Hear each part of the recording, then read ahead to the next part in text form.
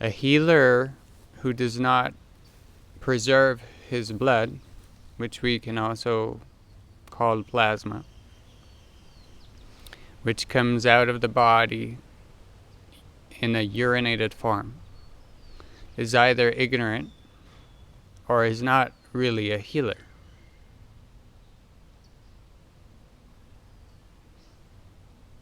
Because he hasn't experienced health. Not truly. Now, if he can claim ignorance, then that's fine. He's within a certain confine. But once he has come into contact with the knowledge that his urine is his blood, and that it is the elixir of life which will grant him health, and he does not embrace the water, then he has abandoned his title of healer. And the same goes, of course, with spiritual healers, since the organic layer is a mirror of the spiritual or energetic layer. And the same goes for athletes. An athlete is one who strives for perfection in the organic layer, which is unattainable, completely outside of reach of anyone who loses blood in enormous quantities. There are a lot of things I did not understand about the organic layer 2 years ago when I embarked on a journey of preserving my blood. And there are a lot of things that I avoided, which I had come into contact with, such as the fact that in order to take the healing to its full potential, one has to withdraw food from the equation. And what I have experienced in the last 3 days is the fact that not most people, almost no one really is ready to embark on a true fast, since the organic layer is too full of impurities, aka poisons, mainly salt and others. So the salt has to be expunged, the poisons have to be expunged.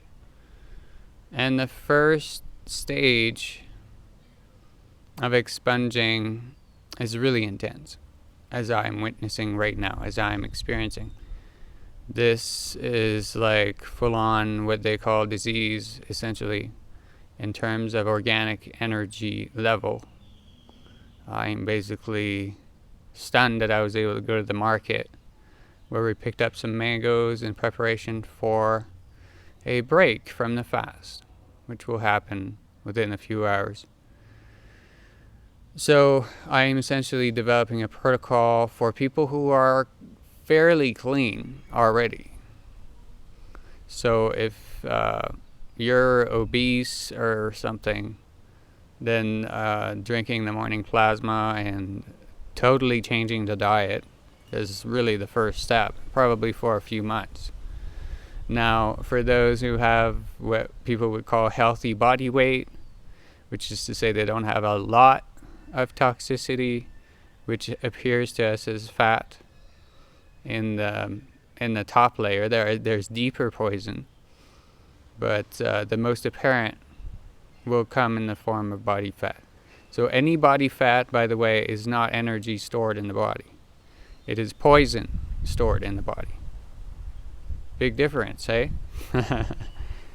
Well, now we can see why they told us it was energy stored, so that we wouldn't look any farther.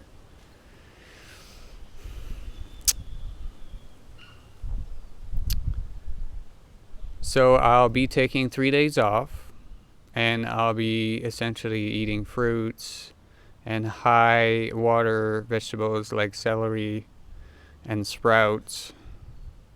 We'll probably do our own sprouting as well. Coconut, things of that nature. Very clean food. I will never touch salt again in my life, because once I am done reaching the 40-day fast, plasma fast, where almost all of my blood is recycled for 40 days, which is really the only way of doing this. This was the problem now, that the release of poison essentially reaches the blood. So it's difficult to drink it all, because in a pinch I would have retained all of my blood, and the body would have gone into absolute maximum healing crisis. The salt would have come out in an unending stream of diarrhea, which is amazing. It's amazing that the body is able to separate that salt from the water. Like, in a sense, it separates it into what comes out as excrement. So the body is truly amazing. It's pure unconditional love. It will support us no matter if we eat Burger King or not, which is really amazing. And it will heal when given the opportunity at a rate that exceeds what the mind can tolerate. And therefore, the mind has come up with an alternative to the extreme version, which is just cold turkey head first, purging full on, like the guy stranded on an island. So instead of that, I'm going to do 3 days, which is really intense. The first 3 days are intense. I guarantee you. You will see how much salt you have stored in your body. 3 days of eating really, really nice food, semi-fermented fruit juice and stuff. Then I'll be reaching for 6 days of fasting, which should be also intense, but not as much, because I just did this intense purge. Oh, and during the 3 days of eating, I will be doing some extreme exercising in order to sweat out the salt and to get fit, because now I have this glucose in my blood and I can actually put out all of this energy. So this food, healthy food, is a stimulant for the body. So it's not necessary, especially when the body is fully grown, to eat food.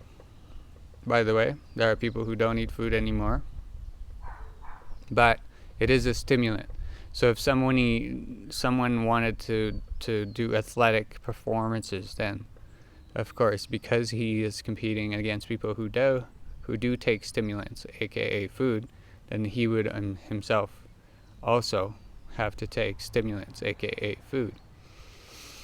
So I'll be doing some really intense workout. So I'll have my first bit of juice tonight to get the glucose going into the body, so tomorrow morning I can have an intense workout.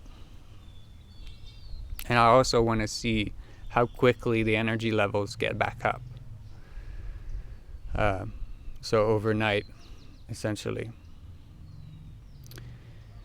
Then, so I'll be doing this every time I go back into eating. So 6 days of fasting after that, then 3 days of eating, intense workout. I'll do as much workout as I can while I'm fasting as well, by the way. This morning was pretty weak, just some light stretching. Then 12 days, I believe, so far, that's what we've planned. Then another 3 days of food, and then I'll be going for what is the actual goal, which will be the entry ticket into joining the Golden Phoenix, amongst other things. It will be one of the prerequisite, like initiation, will be a 40-day plasma fast. And it'll be really hard to lie about that, because the results of a 40-day fast should be more than obvious on a person's organic layer. So it's highly suggested that one takes a very close-up video of one's body, which actually I should do I will, when I have more energy tomorrow, I'll do a full body scan with the camera so you can see all the little nicks and stuff and how the skin looks. There's a lot less body fat already just from this 3 days. It's actually 40 shars. So you look astrologically to the degree in the minute, and then you add 40 degrees to that, and that's your break off point. So in the summer it will actually be more days than in the winter because the sun is moving more slowly in the summer.